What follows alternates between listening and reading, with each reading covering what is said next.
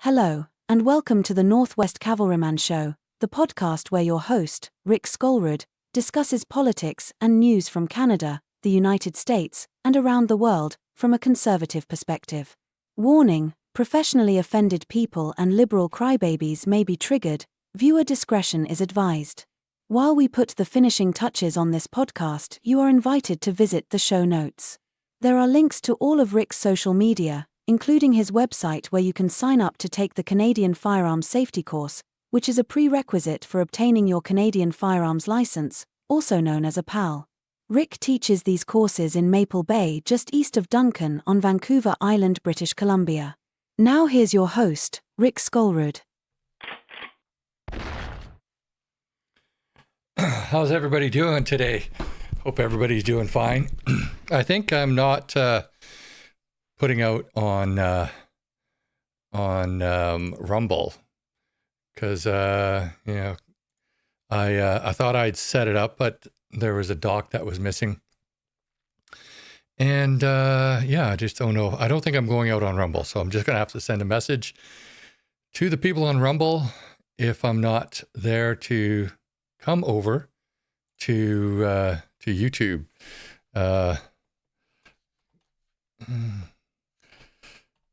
So how is everybody doing tonight? I hope everybody is fine. This is my first live stream since getting sick, and I'm still a little bit sick. Hopefully I'm not too far off, but I did want to talk about a few things tonight. First off, election polls and whatnot, but got to get this message out first, and then I'll come back.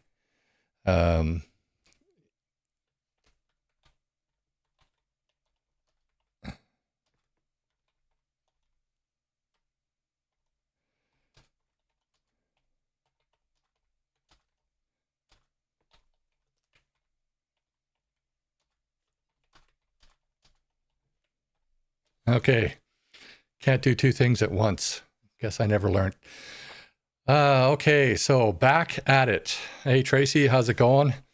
And Jennifer, how are you today? Harley, nice to see you're checking in. Let's go to this dashboard here. DJ, how's it going? So, looks like a bunch of people are here, which is good. Yeah, so I wanted to talk a little bit about what's going on. Of course, there's the polls, like always, and the polls, a lot of people don't really believe the polls. I'm not sure if I believe them either, but they're, I'm not going to show them because they're just going to, they just get me depressed. I'm not really depressed, I guess, but hey, thank you very much, Brad. I don't think they're as accurate as they could be, for sure. And also, I do believe, though, that they are somewhat accurate, because I do think that there is still the Kamala Harris effect where the leader has changed. And if you notice, too, that the NDP has just tanked. And I think that just all of those NDPers are going to the Liberal Party. That's my guess. And I think the reason why the Conservatives are losing ground is because I gotta get rid of these earphones, is because a lot of the Liberals that went over to the Conservatives are just making their way back to the Liberals because they don't realize that Carney is just as bad. Hello, KKC. So that's kind of my take on the polls. I don't want to show the polls because, I done that in the last two videos. Don't want to, and really nothing much has changed, but you can really tell how biased the polls are.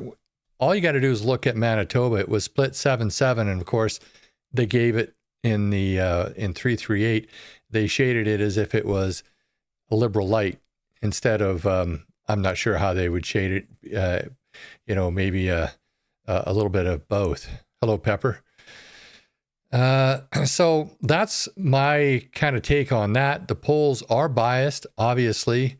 But I also think that maybe there's some of the after effect of Kamala Harris kind of effect where it's changed, and also people just going back to where they would normally vote, which is sad because really it makes us wonder on the conservative side just how liberal the rest of Canada is, and is there any real hope for Canada? Hello, Mother.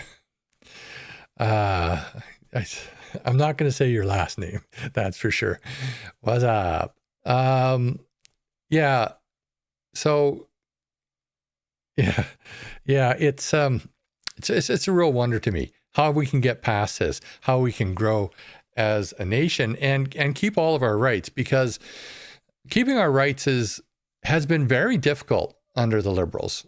I know that a lot of Liberals will say otherwise, but it really has been.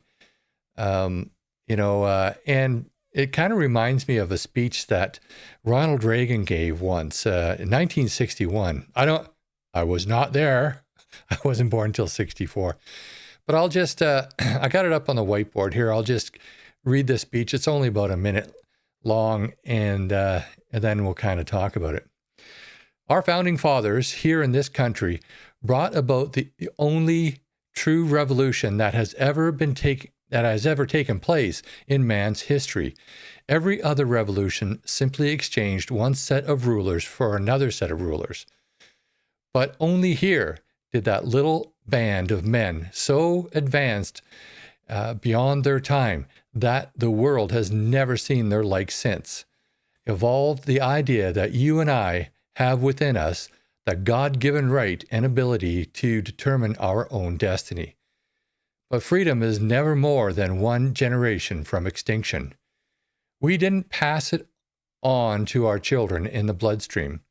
The only way they can inherit the freedom we have known is if we fight for it, protect it, defend it, and then hand it to them with the well-taught lessons of how they, in their lifetime, must do the same.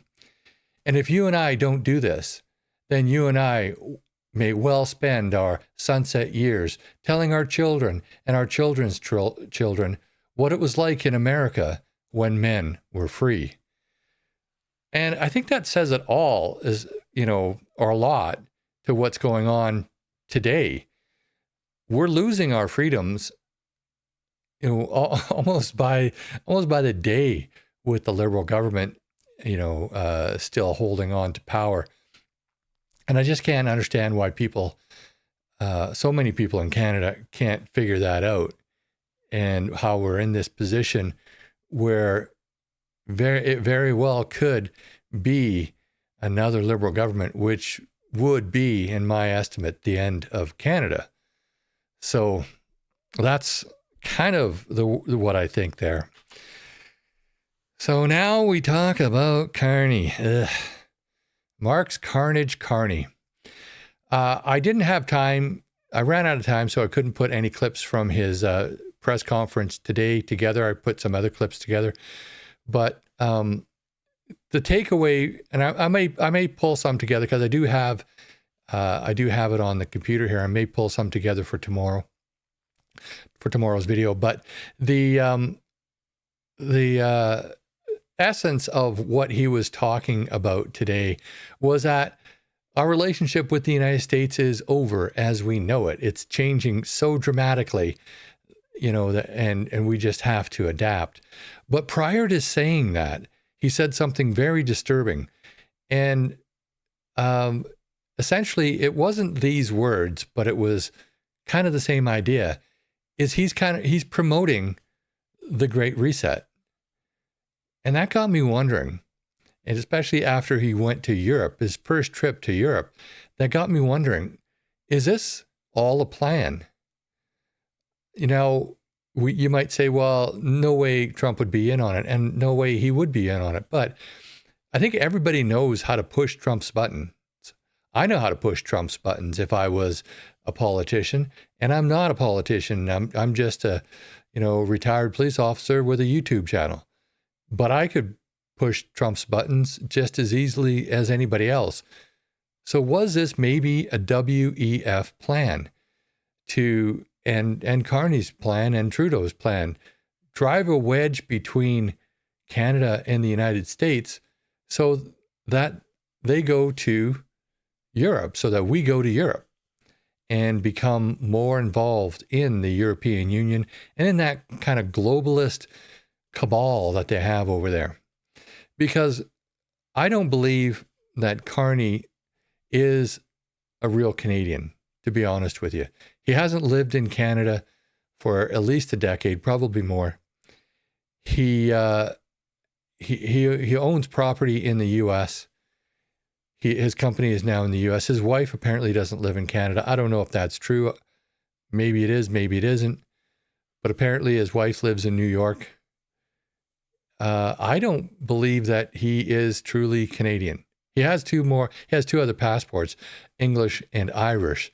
So I think that should disqualify him for being Prime Minister right off the hop.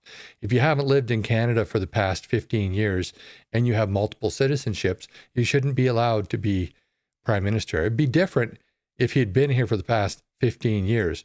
I wouldn't mind that he had multiple passports, multiple citizenships, if he actually was Canadian and lived here and just spent his time here and did his business here, because he is a businessman. A lot of people say that he's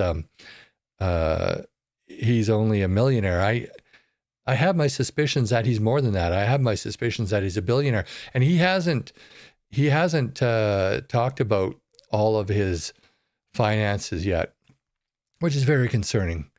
Pierre Poilievre has and whatnot. But so that was today's press conference.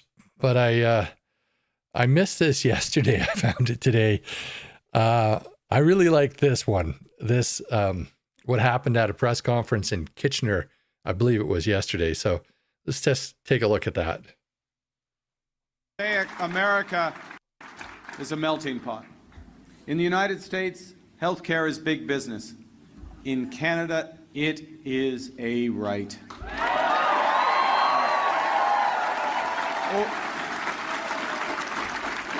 Aux États-Unis, on ne reconnaît pas les différences. On ne reconnaît pas les peuples autochtones. How many kids did you molest with Jeffrey Epstein?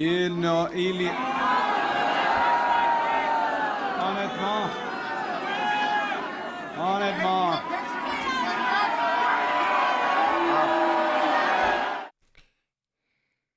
Okay, so that I did turn up the volume on the heckler because even with the sound adjustment, it was a little weak, so I just wanted to make sure everybody heard that. Now, of course, we all know that he's been pictured with Maxwell, and Maxwell was a close advisor of Epstein. We also know that that picture was taken in the same town that he resided in England, quite possibly on his own property. So, it's very interesting there. But what I really find interesting is he didn't freak out about it. One thing that you find when you're dealing with people in a interrogation type situation, if you accuse somebody of a horrendous crime and they're innocent, they freak out. Now, I know that this is different because he doesn't have that liability of going to jail, and he's got to maintain his composure because he's on stage and he's in front of the cameras. But he didn't act appropriately. He actually smiled, and that just is creepy.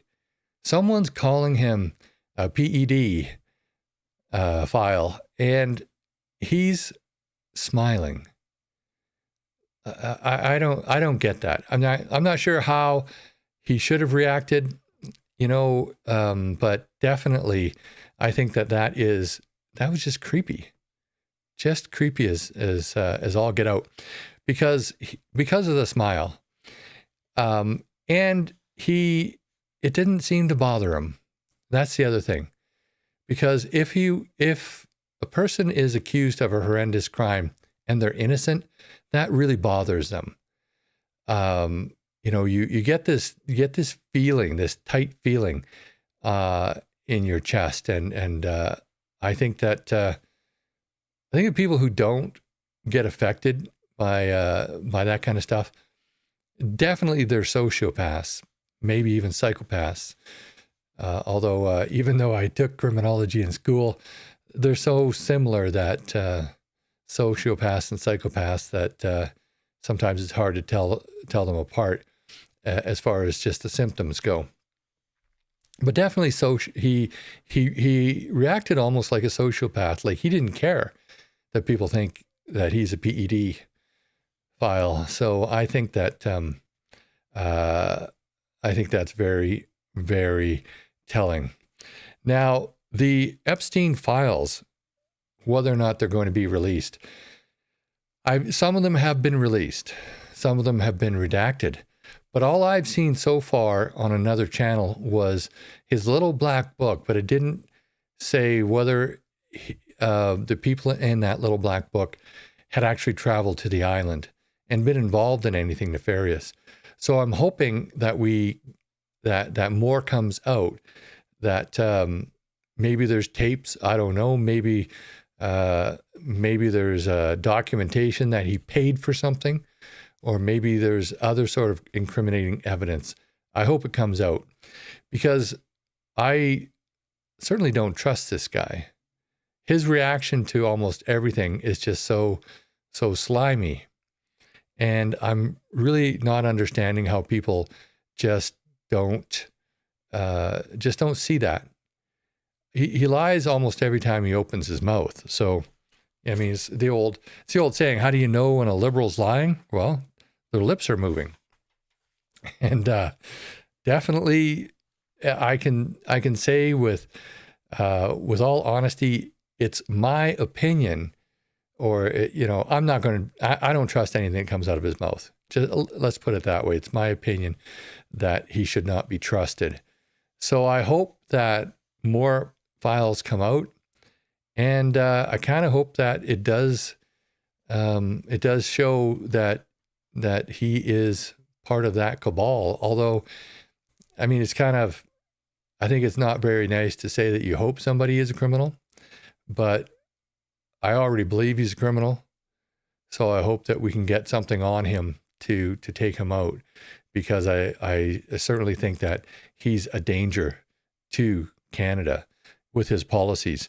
And like I said before, I'm wondering if it's a WEF thing, that if it was set up to push Trump's buttons, maybe even they possibly even had some inside information of how to do that. Because remember, Klaus Schwab, who has bragged about penetrating the Canadian government and the cabinet here, I'm sure that he's done so likewise in the United States. Would he have penetrated Trump's inner circle? Who knows? Because I don't think that they would talk to Trump about it if they had been associated to him. So I guess the big question for Canadians in this next election is, do you trust Carney? Do you want to be a Chinese province, or do you want to be an independent country of Canada? Do you want to have 10 independent countries each state, or some division of that, or each province, I should say, or do you want to be a part of the United States? I think you really need to look at what's going on, because China is one of our biggest threats. And with our liberal government, we're just being sold out to China. I talked about security clearances the other day, and a lot of people were talking, well, how could Carney get his security clearance? Well, the thing is, he's prime minister, so he's going to get his security clearance, even if he's a little sketchy. And I know that because Trudeau got his security clearance, and Trudeau Sr. got his security clearance. Because they're the head of the country, they get their security clearance, even if they're a little bit sketchy, which I think is, I think is bad. I think it's a horrible idea. I think basically everybody going into politics should be pre-screened, and if they don't pass their security clearance, they should be rejected. That's just, my opinion, because, sure. I mean, that opens up a lot of questions about deep state and whatnot. But I think that if it was all made public, then maybe it would work. I don't know. Maybe it wouldn't work. Maybe it's just too far. And I wouldn't want to. Go too far, because I know what government is like when it gets out of hand. I mean, and we're all feeling that, because a lot of us have received letters from the RCMP telling us that we are no longer trustworthy to have what we've had in our possession for decades sometimes. So there's that, right? The government goes too far all the time. So speaking of the government going too far all the time, let's take a look at this. The president has committed to try to destroy our economy. During a town hall meeting in Surrey to discuss the threat of tariffs from the United States, Premier David Eby promised tax relief to British Columbians. We'll be introducing a bill in the legislature to eliminate the April 1st increase to the carbon tax. And that's a commitment that we made to British Columbians, and we're going to deliver on that. And Eby said his party would be moving to scrap the tax altogether, although he didn't provide a timeline. During the town hall, the Premier held firm on his threat to tax commercial trucks traveling through BC from Washington and up to Alaska in response to the ongoing trade war with the White House. Let me just begin. If the BC tax on Alaska-bound trucks goes ahead, Alaska Senator Dan Sullivan wants to pass a law preventing cruise ships from stopping at BC ports. We can pass a law saying no, they don't, or get an executive order saying no, they don't. That will take billions, and I'm talking billions of dollars of tourism revenue from Western Canadian provinces. With U.S. President Donald Trump refusing to back down on tariffs, We're not going to be ripped off anymore. Eby appealed directly to Alaskans. And we don't want to use this tool. We like Alaskans. We think they're great. We like Americans. We think they're great. They've just got a lousy president. And so we want them to step up and send the message to the president, look, you're tanking the U.S. economy. You're destroying consumer confidence. The Greater Victoria Harbour Authority says 350 cruise ships are scheduled to stop in Victoria this season, and it's monitoring the political situation and working to promote stability in the cruise industry. Well, I don't know about y'all, but Eby attacking Trump like that, saying that, America has a terrible president, that's his opinion. And he's not helping. Even if everybody agreed, he is a leader, and saying that about another leader is a terrible, terrible thing to say. Because now, if he's ever involved in any negotiations with anybody from the Trump administration, how is he going to get past that? Trump, like it or not, is the president, and he's going to be there for another 3 3/4 years. So, shut up, Eby. We don't even, a lot of us don't even believe that you legitimately won the last election. So I think that he should just keep his mouth shut. He's making things worse. And this whole idea about taxing trucks, putting a road tax on trucks, that, of course, that's going to get people worked up. Of course, that's going to get truckers and Alaskans worked up, because essentially that is a tax on Alaskans. And they're already paying a lot of money for importing whatever they need. Food, almost every item that they buy has to come from somewhere else, the continental United States, maybe Canada, before the tariffs or whatever, but almost all of it has to be trucked in. I would imagine there's some that get flown in. So I think that both of those ideas are stupid. You know, he's attacking Alaskans, but with this truck tax, which is essentially a tariff, when his fight is with Washington. You know, so I think he's targeting the wrong thing. And in that same vein, he Doug Ford was getting so out of hand today. Now he did it in a calmer manner than what he's done before, but he was actually saying that he's going to try and hurt Americans. What a stupid thing to say. You know, this fight isn't with Americans. This fight that primarily Trudeau started and Carney is carrying on, and all the Liberals, got so tied up in, that's a fight between them and the president. To target civilians, to target all Americans, is just going to escalate this and cause more and more grief.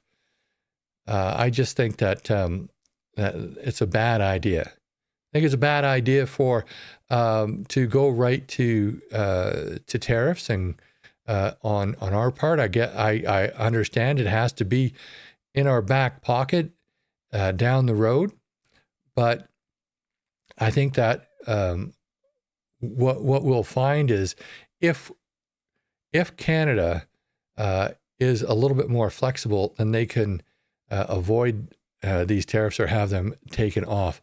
But when we get our backs up like this, I think it plays right into Trump's hand. He wants another Liberal in power because he wants Canada to come apart at the seams so that he can waltz in and get a better deal. And I think that the WEF has set it up on the other end that they kind of want it for a different reason. They want Canada to be their testing ground for the Great Reset.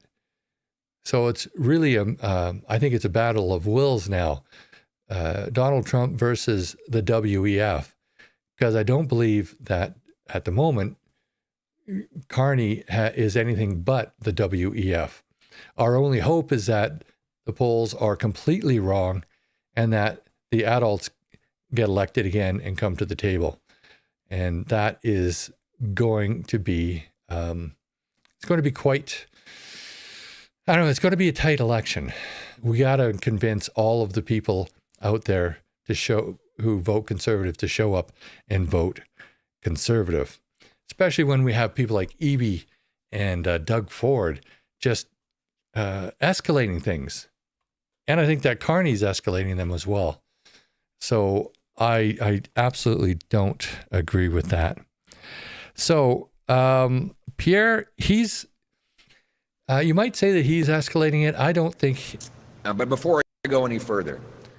So I'm going to play something in a bit. I hit something that I shouldn't have. But you might think that Pierre's escalating things, but I actually don't think he is. But I'm going to play something from him. And that was from today, I think. It might have been from yesterday, but I think it was from today. And then we can talk about it. But before I go any further, I'm once again, like all Canadian leaders, forced to address yet another attack by President Trump against our economy. Here he goes again, attacking his closest neighbor and America's best friend, with new tariffs that will drive up the cost of living for American consumers and drive down American wages, while damaging a historic friendship, the best trading relationship in the world. My message to President Trump is knock it off. Stop attacking America's friends start trading so that we can once again become richer, stronger, and more secure on both sides of the border. That is how we will have the money for stronger military and stronger borders to secure our continent against real threats and real enemies. We will never be the 51st state, but we can once again be friends with the United States if the president reverses course on these disastrous tariff threats.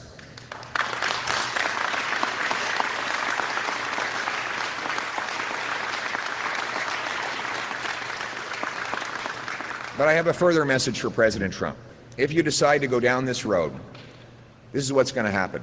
Yes, you'll do damage to us in the short term, but we will fight back and we will build back. Within 4 years of a new, strong, conservative government, Canada will be completely rebuilt. We will rebuild our economy. We will not be reliant on the U.S. anymore, and the Americans will have lost the greatest trading partner and friend they ever had.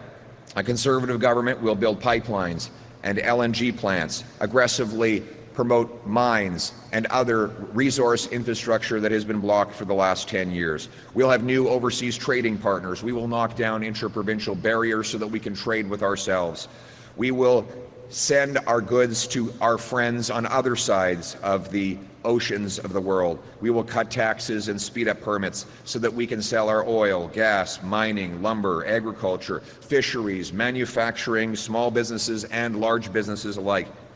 The world needs our resources and our expertise. If you, Mr. Trump, don't want them, the rest of the world does. Under a new conservative government, we will put Canada first for a change. We will be a nation that is strong, self-reliant, standing on its own 2 feet so that we can stand up for ourselves and stand up to the Americans. Okay, so what he said there, I'm kind of torn. I think that he should be more willing to work with the United States. But then again, we're in an election now, and he has to attract a lot of liberals who've gone back to the liberals who actually want to hear that crap. So, is he? And it is stuff that we should be doing. It's stuff that we should be doing as far as diversifying. You don't, in business and in finance, you don't put all of your eggs in one basket. If you're trading commodities, for example, and you think that the Canadian dollar is going to go up or going to go down, you don't sink all of your money into that, because if it goes the other way, you lose everything. And that's why we need to divest and go around the world, or diversify, I should say, go around the world and sell our product. But we shouldn't do it at the expense of our relationship with the U.S. I think, though, that he is playing politics there, in the sense that he knows he's got to bring in or bring back a lot of the liberals who want to hear that and have gone back to the liberals as a result. And there's nothing that keeps people voting out of fear than people who cause fear. I think that Carney is causing fear.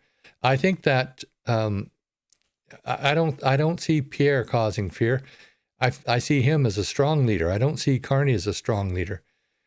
But I think that even with those strong words, after he gets in, I do believe he can pull this relationship out of the gutter.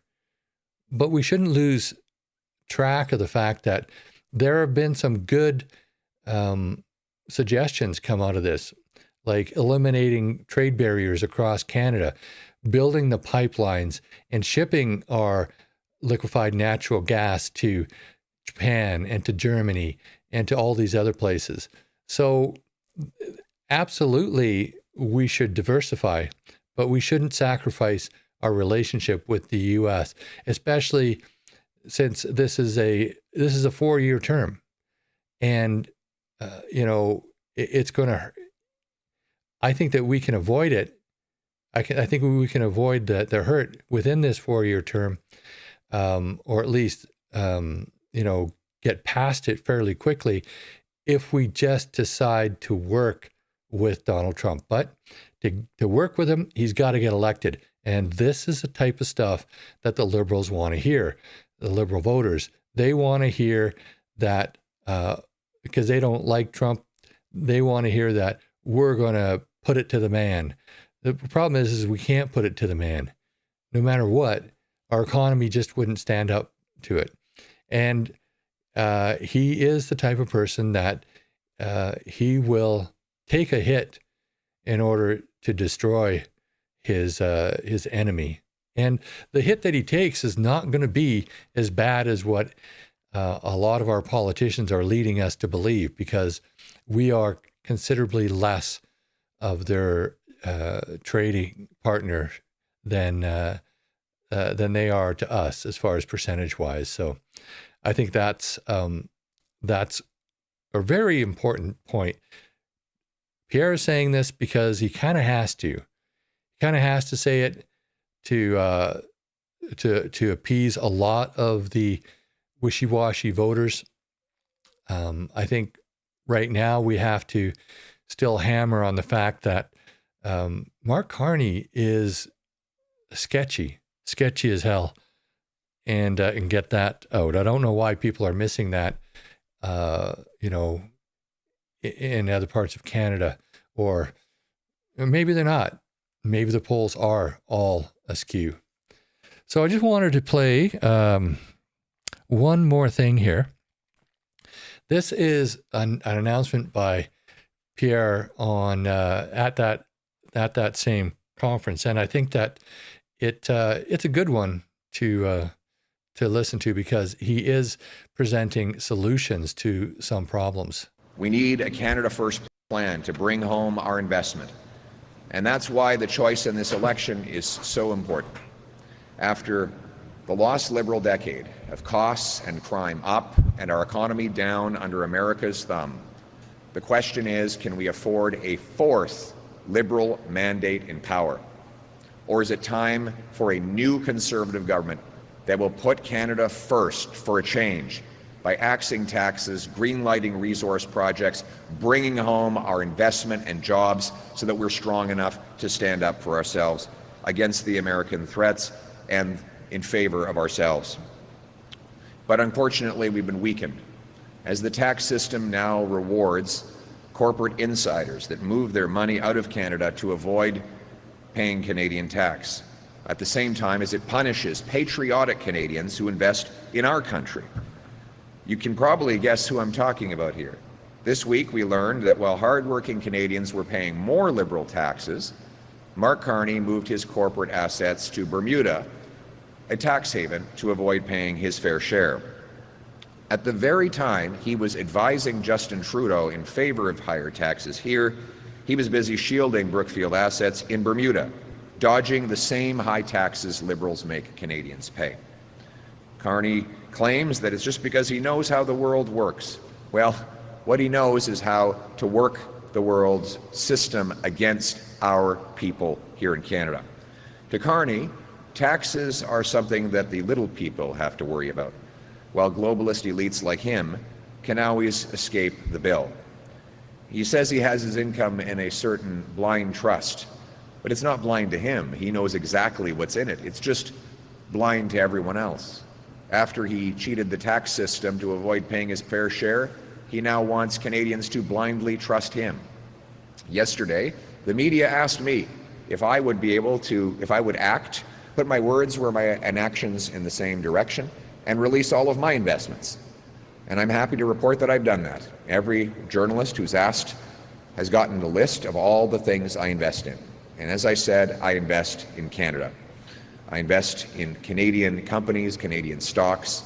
I brought my investments home after President Trump began threatening our country. And we need to see if Prime Minister Carney is willing to do the same thing. He needs to come clean about his offshore dealings. And we need a government that will stand up for Canadian taxpayers, Canadian workers, and the Canadian economy. It's time to put Canada first for a change. Instead of rewarding elites who take jobs abroad, we need to reward patriotic Canadians who bring their investment home. And that's why I'm rolling out today a part of my big Bring It Home tax cut. As Prime Minister, I will bring home the Canada First TFSA top-up. Here's how it works. You know, the previous Conservative government created the tax-free savings accounts that allow you to put aside up to $7,000 every single year. And then your growth is all tax-free. That won't change. What will change is that under my government, you will be allowed to contribute another $5,000 every single year, as long as that money is invested in Canadian companies. So this will bring billions of dollars of investment into Canadian companies who will then spend it on factories, equipment, tools, wages, and making our economy self-reliant and strong. Our economy has been starved of investment. In fact, Canadian workers get only 55 cents of investment for every dollar an American worker gets. The worker... So I know that was a bit of a long one, but I think that is a very good announcement. He's going to, with that, I believe he's going to incentivize investing in Canada, which is great. I don't have the money to do it. I wish I did.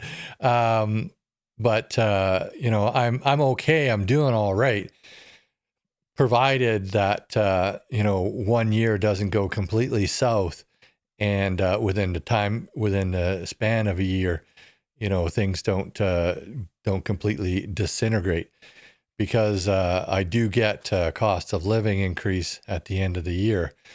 But if everything went up 200% in a given year, because the WEF has decided that we need the Great Reset here, or whatever, or there's this trade war continues and it just escalates and escalates and escalates, then I think that I would be in trouble, because I don't have that option of saving and relying on gold and whatnot. So if I could, I would have bought gold in the past.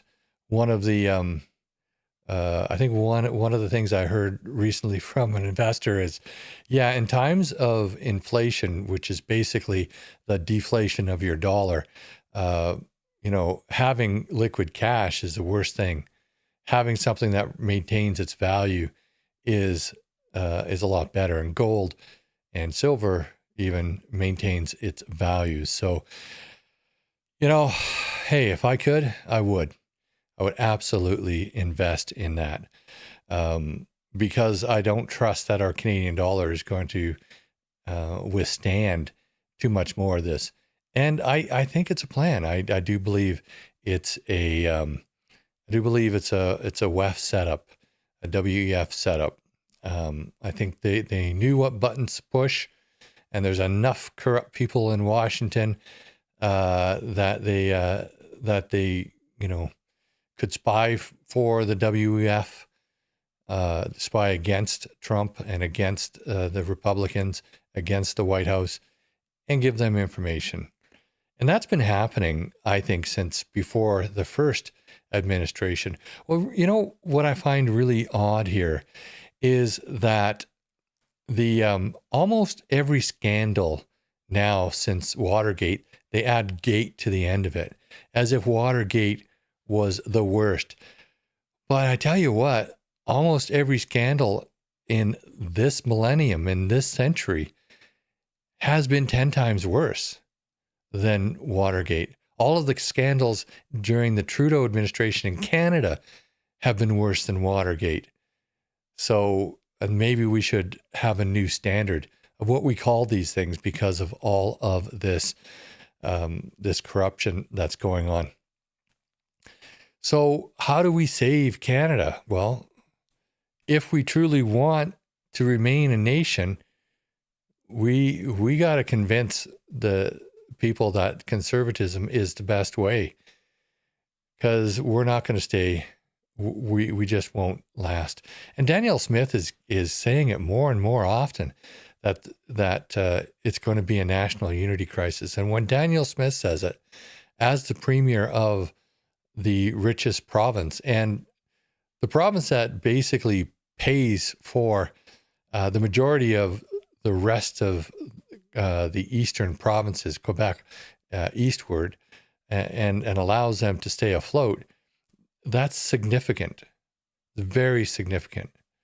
So I think that we do need to get our act together, convince our boomer buddies and our silent generation parents, for those of you who are my age, to just look at things and use critical thinking, because that's in short supply these days. Critical thinking is in very short supply, and you can see that with the polls. You can see that with a lot of people who comment on my channel are obviously now dyed-in-the-wool liberals.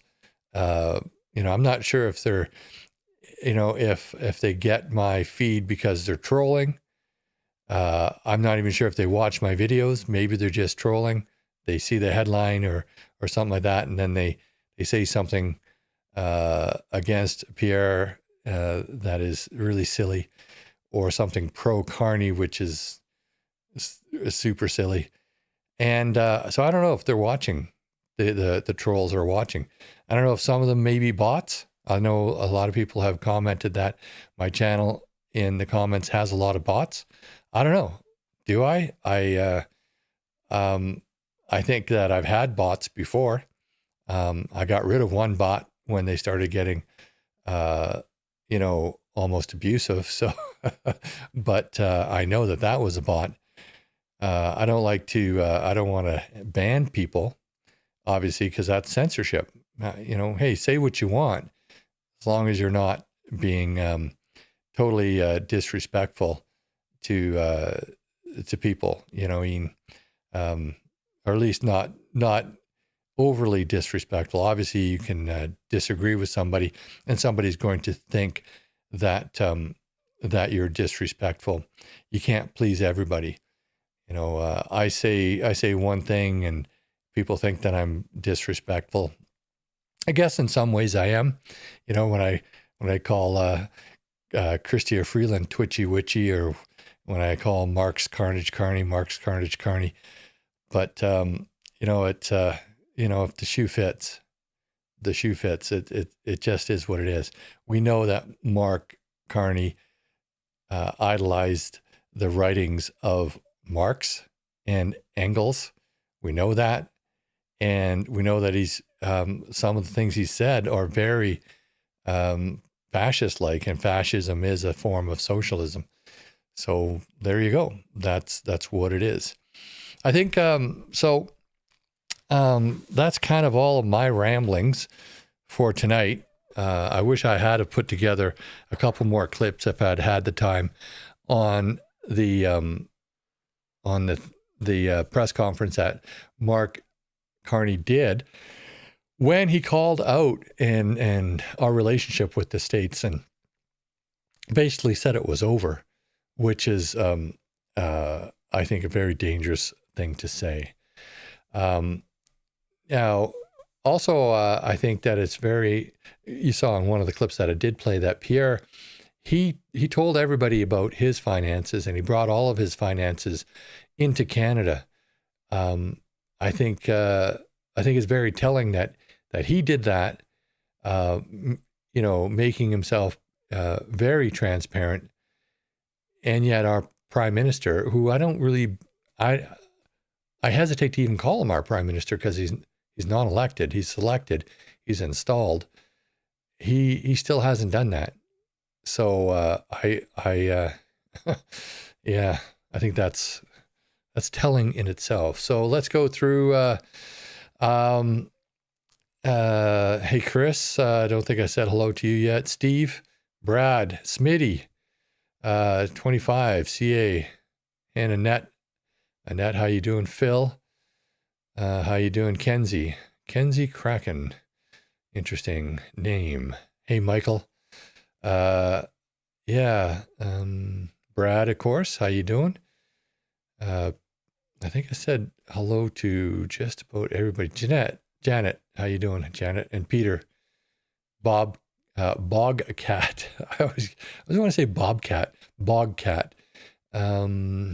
Yeah. So, Jimmy, how you doing, Jimmy?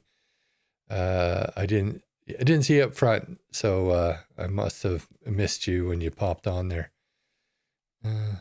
Lynn, how you doing? I can only go back about 10 minutes or so, so I probably missed a whole bunch of conversation on here. But yeah, Bobcat in a swamp. Okay.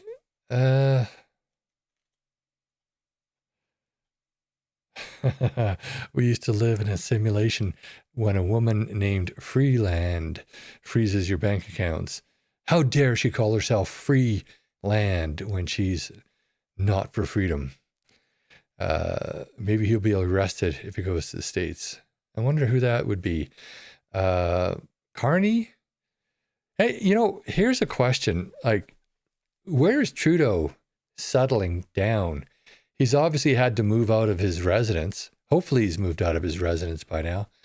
Where is he settling down?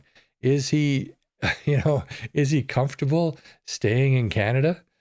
I would bet that he's found himself some millionaire hideaway someplace, and that he's he's gone to live overseas because he's ruined Canada. He might as well go and go to some place that's not ruined and live there. The rest of us are stuck. Hello, Max. What do you think of the new Liberal gun grabber? Well, the guns that they've listed, obviously I don't agree with that at all. Oh, that reminds me, I should say, tonight I'm going to put up a lot of people asked me for a copy of my the letter that I wrote. I in response to the email I got from the RCMP. So when they send me an invitation to go and turn in my guns, I have this letter, and I shared it on one of my videos. And a lot of people wanted to see that letter, and I didn't know how to share it. But I figured out, yes, I can. I'm going to put it up tonight on what is that? Google Drive. And then I'm going to put a link in the original video to Google Drive, and I'll probably put a link in this one. So if anybody wants to download that letter, that's great. But I do want to emphasize, I am not encouraging anybody to do anything. And I'm not suggesting anybody do anything. This is just what I'm going to do. So you can take a look at that letter and do with it what you may. But I have to remember to do that right after this live stream, because I keep on forgetting. I'm just still getting over that flu. I've determined probably it isn't. It might have actually still been food poisoning, because apparently that can linger for quite some time too. And I thought it was food poisoning at first, but other people say it's the flu. So I'm still getting over that. I notice a lot of people are talking about elbows. What is elbows up crap? I'm not even sure exactly what that means. I think it's a hockey term or a hockey reference. You elbow somebody in the face, or you get a penalty for elbowing somebody. Let me know, like, what is this elbows up crap? I think it's embarrassing. I think it's totally embarrassing that everybody's going elbows up, elbows up. Like, what the hell? It sounds stupid. Like, sorry if anybody uses it here, but I don't know. It sounds really goofy. So Jennifer says it's a dirty player. Elbows up is dirty hockey. Okay. So they're encouraging us to play dirty. Well, isn't that pleasant? Mark's Carnage Carney, you're encouraging us to play dirty. I don't think that's a very good idea at all. So it is a hockey term, I guess. Middle fingers up. Okay. Hey, Angus. Yeah, I'm a football fan myself. I have so many. I actually still have a bunch of football games that I want to watch that are PVR'd when I don't have anything else to do. But I like to keep a few on my PVR during the year just in case I have some downtime. You know, not the teams that I normally follow, but whatever. I don't normally follow hockey. You know, just I think it's because I used to get up at 5:30 in the morning when I lived in Edmonton as a kid to play hockey in an outdoor rink. And, you know, when it's minus 40 out, it's just not that pleasant. So I kind of lost my, I think I just lost my feel for it, lost my enthusiasm for it because of that. It's just me, whatever. So that is what I had to talk about today. Should hopefully be feeling a lot better next week and have a lot more to talk about. Of course, the election being in full bore, hopefully we'll have better news on the polls next week and a lot of stuff to talk about. You know, there's going to be hopefully new stuff coming out every day that gives us hope. And, but who knows? I mean, there's probably a lot of crap that's going to come out as well. So let's call it a night, and I will put that thing up on Google Drive, and y'all can see it. I'll put a link in the description of this video and a link in the description of the original video where I put that. So thanks for tuning in, everybody, and I will see you next Thursday. You've been watching the Northwest Cavalryman Show. Thank you for tuning in this evening. I hope you've enjoyed the content. Don't forget to like and subscribe, and share with your friends and on social media. May God bless you. And if you're a liberal crybaby, bless your heart. Have a great rest of your week, and we'll see you next Thursday.